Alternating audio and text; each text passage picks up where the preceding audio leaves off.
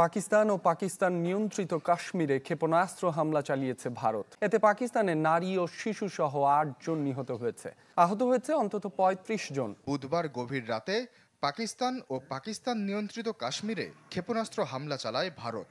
দুটি নয়, ৯টি আলাদা স্থানে চালানো হয়েছে হামলা।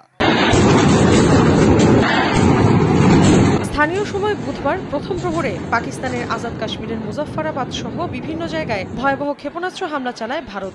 বিস্ফোরণে কেঁপে ওঠে চারপাশ। জবাবে ভারতের বিরুদ্ধে পাল্টা হামলা চালায় ইসলামাবাদ। পাশাপাশি কয়েকটি যুদ্ধ বিমান ও ড্রোন ভূপাতিতের দাবিও তাদের। এছাড়া দুদেশের সীমান্তে চলে তীব্র গোলাগুলি। আইএসপিআর আরও জানায়, ভারতের আগ্রাসনের যথাযথ জবাব দিচ্ছে পাকিস্তানের সেনারা। পাকিস্তানের পাঞ্জাব প্রদেশে জরুরি অবস্থা জারি করেছে দেশটি।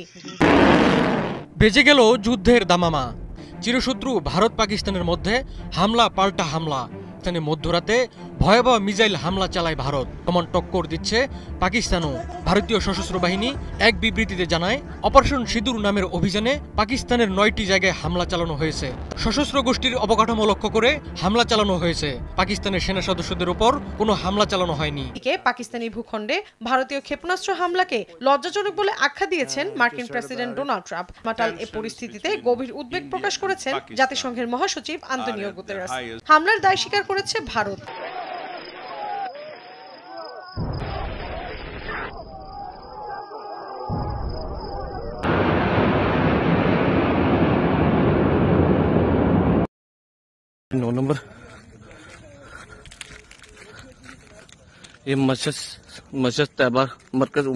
পাকিস্তানের সংখ্যায় সত্যি হলো, হঠাৎ করেই মাঝরাতে দেশটির ভূখণ্ডে হামলা চালায় ভারতের বোমারু বিমান।